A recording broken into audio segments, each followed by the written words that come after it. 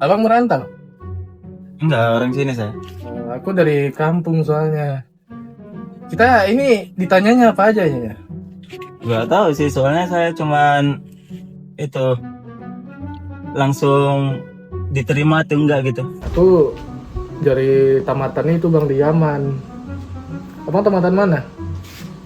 Enggak, saya belum kerja. Cuman ada pengalaman 30 tahun konstruksi. Oh iya, aku ada di konstruksi juga. Aku dulu ya Bang. Oke lah, aman bang. 138. Assalamualaikum. Siapa yang suruh kamu duduk? Berdiri aja. Oke. Jadi kamu mau daftar di posisi apa? Saya lihat loker Bapak di Facebook Pak. Jadi gajinya cukup itu. Menurut saya bisa lah apapun Pak.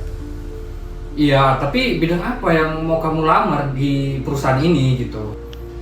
Nggak tahu Pak, yang penting gajinya tinggi aja Pak, terserah Bapak. Oh gitu ya. Jadi apa yang memotivasi kamu untuk daftar di sini dan apa keahlian kamu? Kalau di kampung saya di Padang saya bisa apa aja Pak. Saya bisa jadi kuli atau mandor Pak. Aduh, yaudahlah kamu keluar aja lah sana, bikin pusing aja. Nggak bisa dipertimbangkan lagi Pak. Ini kita mencari rezeki demi Allah Pak. Nah, terus apa hubungannya sama saya? Biar kita sama-sama mencari pahala Pak. Aduh, pahala? Untuk apa? Sekarang itu butuhnya uang. Mana ada itu?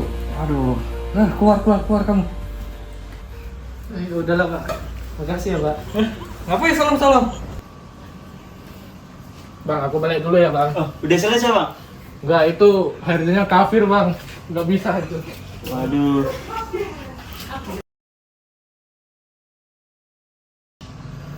Antrian 139.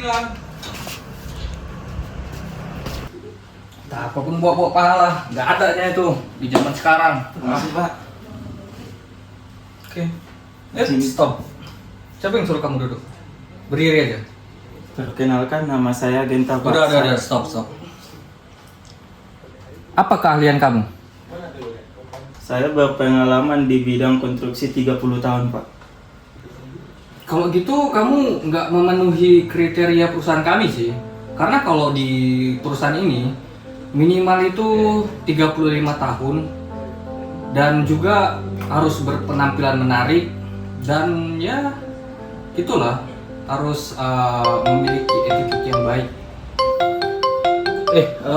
Bentar ya, ini ada telepon. Ya Pak. Halo Pak, siang Pak.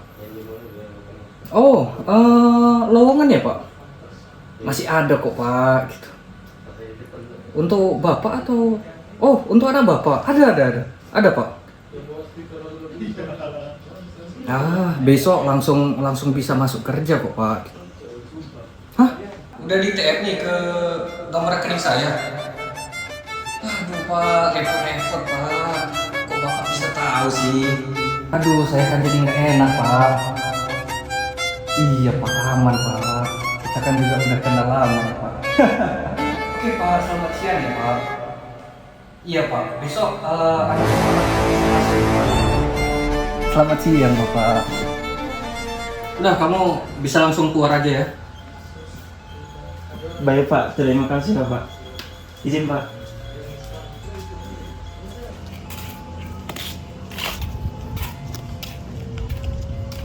Ya, sangat sepi kali lo dari pagi gua jualan. Dari pagi sampai sore belum ada yang laku satupun. Lo mau beli ikan? Ikannya lagi segar lo. Iya pak, pengen beli ikan. Harganya gua kasih murah saja lo, 55.000 saja. Pak, masih mahal lagi.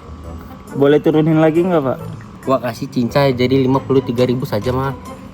Aduh, masih mahal pak. Boleh diturunin lagi nggak? Udah 50.000 saja. Gua kasih diskon dah. Aduh, terakhir dong. Turunin lagi. Lo orang banyak mau lo. Orang udah susah. Lo mesti minta nego.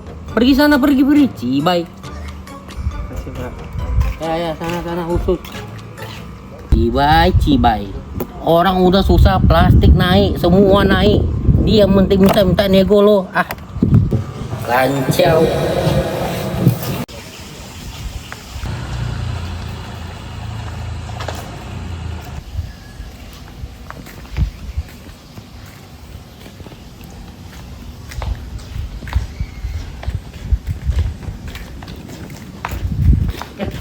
Mas Genta, Ya? gimana kabarnya? Gimana kerjanya? Dapat? Belum dapat, Mas.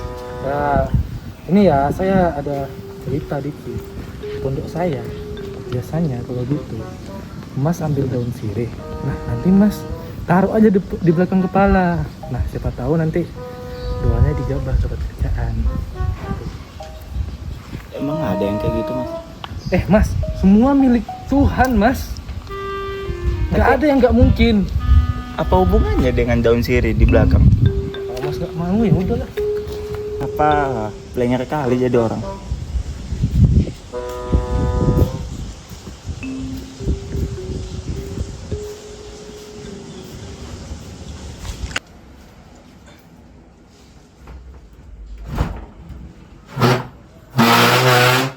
Assalamualaikum.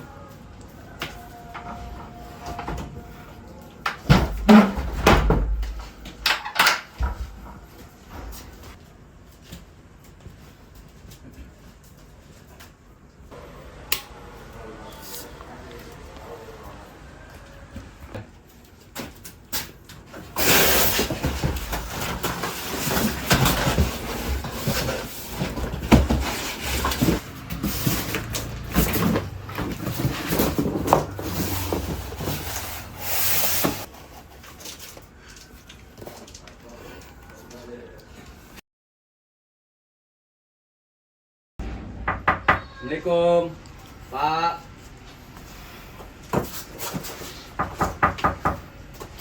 Pak. Ya.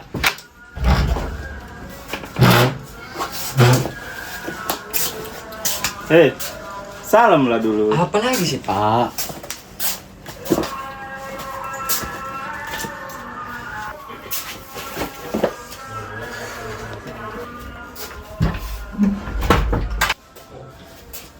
Jadi kayak mana lah sekolahmu itu, nak?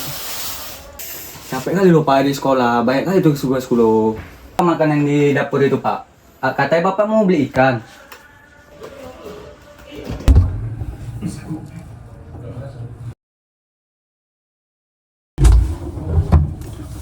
Pak, ini betulan kosong ya, Pak. Kulkas kita betul-betul nggak ada makanan, betul.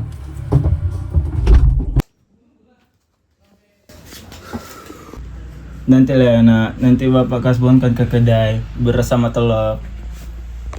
Pak, hari-hari asik makan telur ya. Suntuk tau, Pak. Bosen makannya gitu ya. Lebih bagus MBG juga, Pak, daripada gini-gini aja, Pak. Aduh, nak. Sabar-sabar lah untuk sekarang. Syukurilah apa yang untuk yang sekarang ya, nak. Bapak juga tadi udah coba ke pasar beli ikan, sayur-sayuran, naik semua, apa-apa naik semua. Aku iri kali lupa nengok kawan-kawan aku. Apa ya orang itu baru, kereta orang itu baru. Aku apa, Pak? Cuman modal kaki. Makan nggak ada.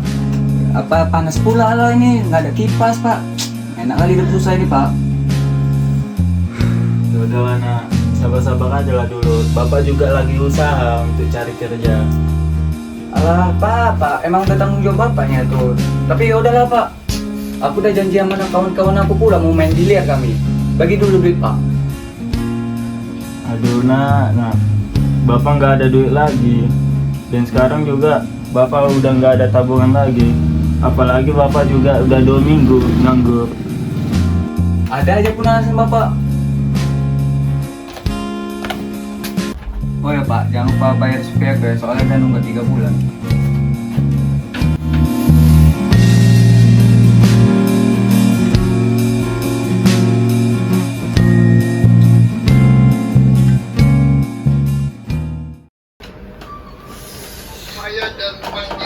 Bingung, Cuk. Aduh. Apa maksudnya ini? Oh, Bapak udah pulang nih.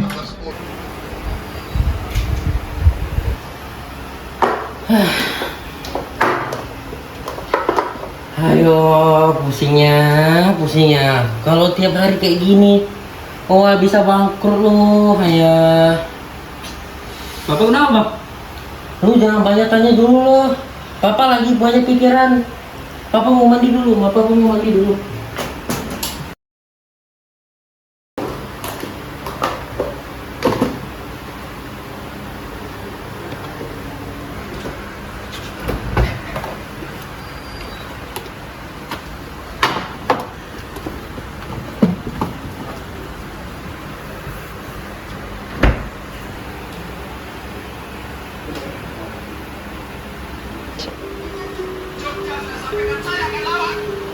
Sekolah lu macam mana? Aman ya?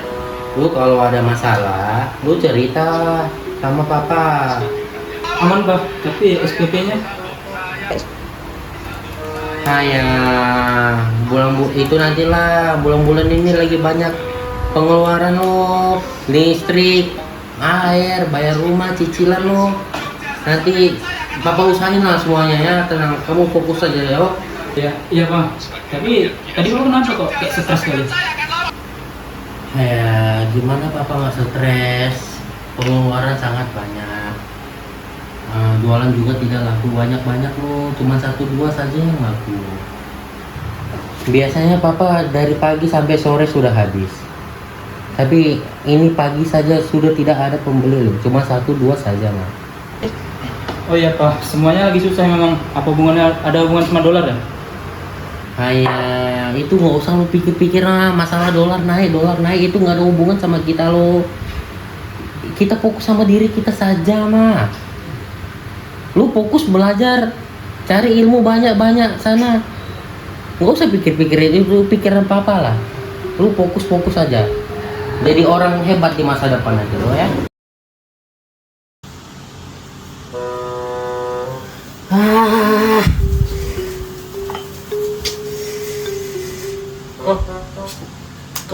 Apa tuh?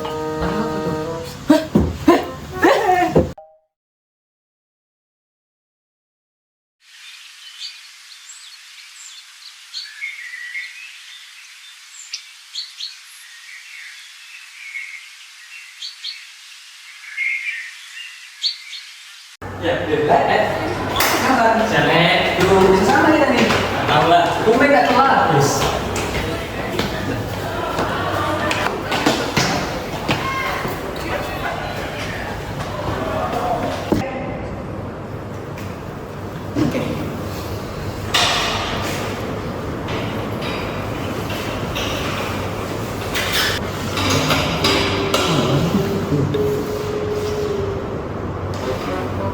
Le, pas sarapan apa begini, Le? Aduh, jangan sarapan deh, uang jajan nggak ada. Aku tuh sarapan pagi ini apa? Telur materi aja. Enak lah boleh bisa sarapan, nah nggak bisa. Iya sih, dagangan bapak lu lagi sepi, mana lah? Oh, jangan kan jalan bapak oh sepi, bapak oh nggak kerja. Lagi susah ya, Le. Itulah Le, susah nyari kerja zaman sekarang ini. Selamat pagi anak-anak. Pagi Pak. Loh, kamu kenapa lain sendiri bajunya? Saya pak. Saya nggak mau kayak mereka pak. FOMO mereka. Kok FOMO begitu? Kan ini seragam sekolah. Terserah kamu deh.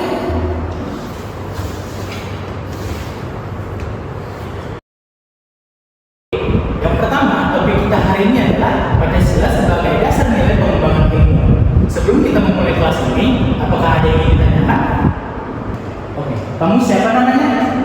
Gilang semua, Pak. Oke, apa pertanyaan kamu bilang? Pak, apa kaitannya dengan masyarakat yang sekarang apa susah?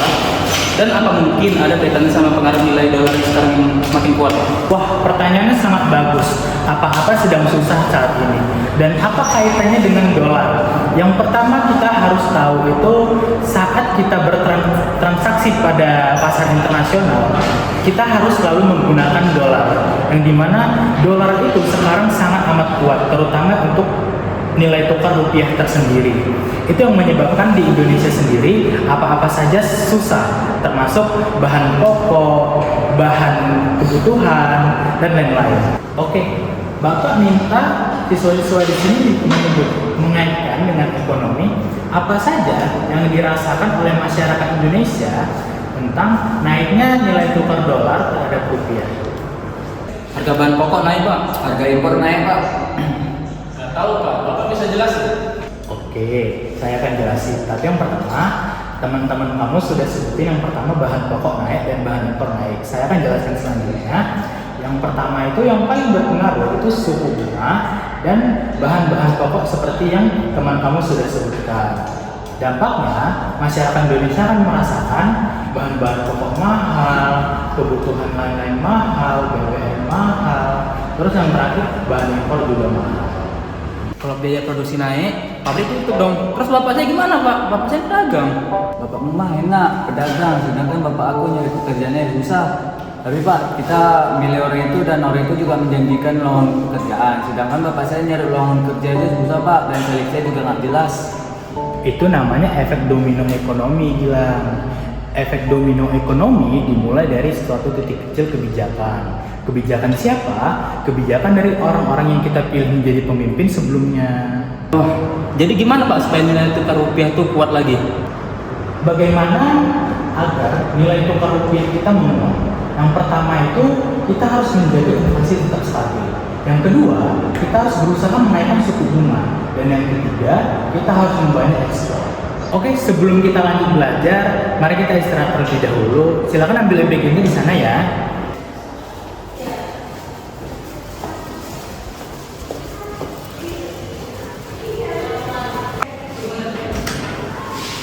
Baik ya anak-anak.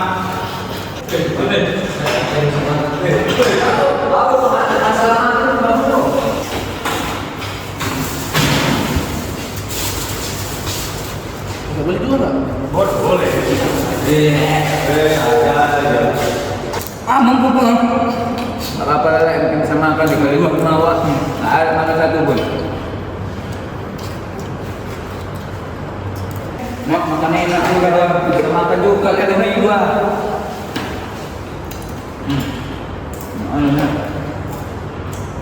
Abang, akhirnya bisa makan nih. Nasi goreng susah gini mak. Enak gratis.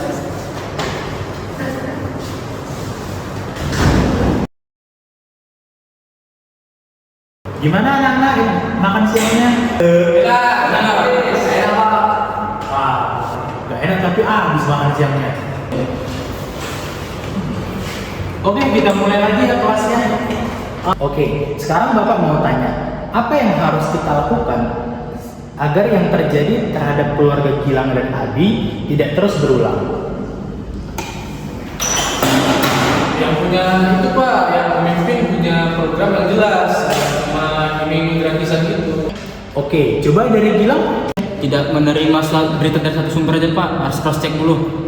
Belajar yang benar pak, biar jadi pemimpin yang cerdas kita pak.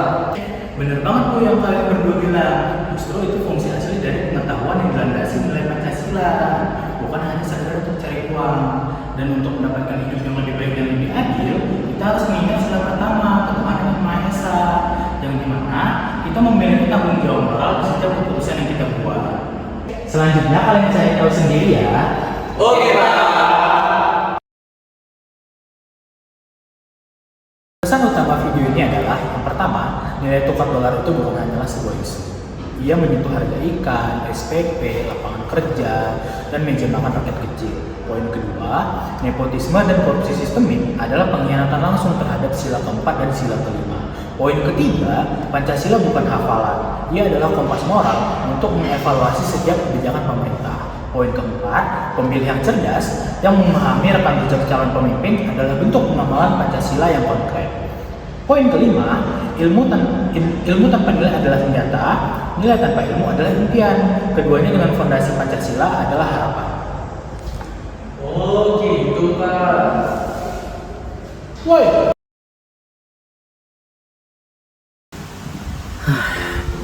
Makin hari ini jualan makin turun loh. Nggak ada untung, nggak ada rugi, semua ngestak di sini saja mah. Pening.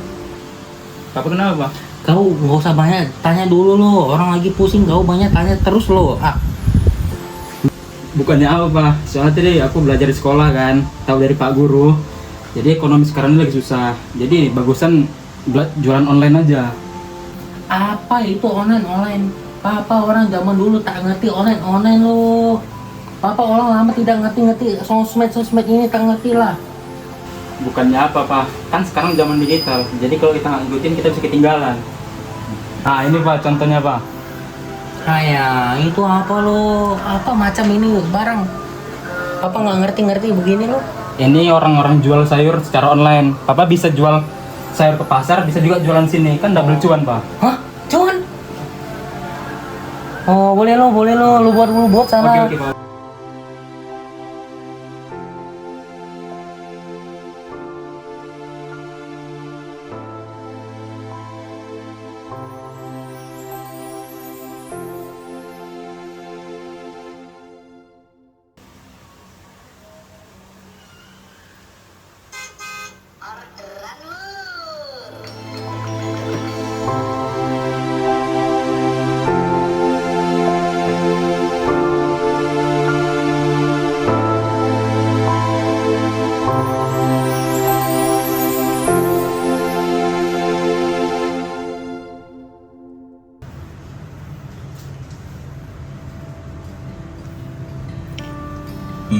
Kali ini aku harus bisa. Aku harus serius.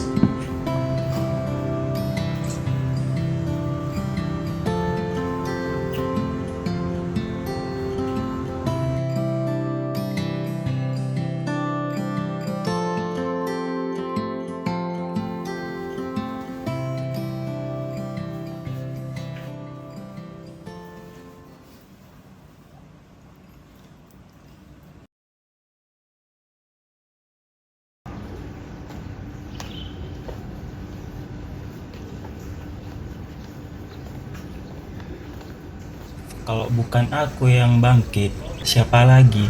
Terus menyalahkan pemerintah tidak akan mengubah hidupku. Ilmu yang kupelajari, kerja keras yang kulakukan, dan usaha yang kujalani adalah jalan keluarku.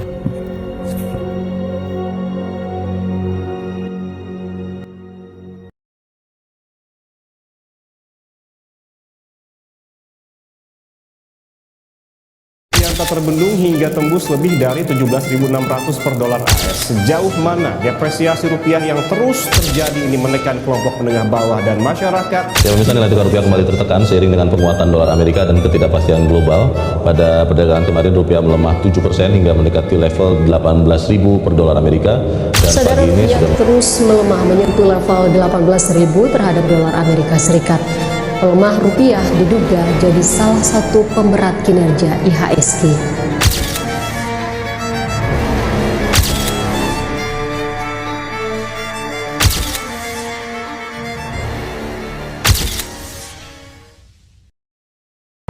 Kerja bakti menyusun neraka, kita miliki bahan bakarnya. Perihal waktu tunggu datangnya, O2 dijual oleh negara. Oh terima kasih kan usahanya.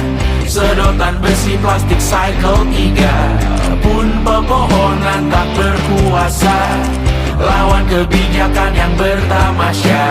Burung bersiul malam petaka, turun menatap dingin manusia. Laut dan pegunungan kecewa, kudeta besar alam semesta.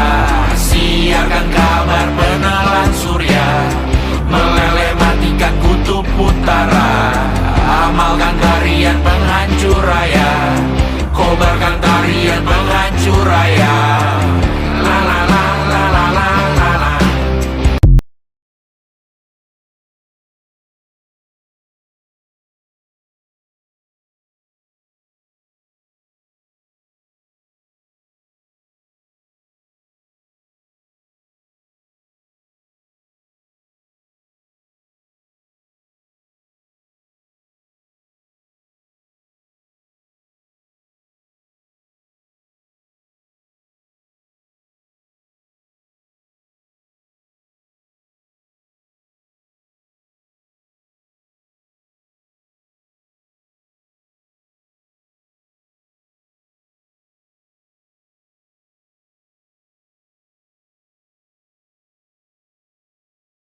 Iya Mas Ian, jadi kita perlu sadari bahwa yang terpukul itu memang sebenarnya bukan hanya warga desa aja, tetapi buruh, petani, nelayan, pedagang, UMKM, bahkan orang kantoran.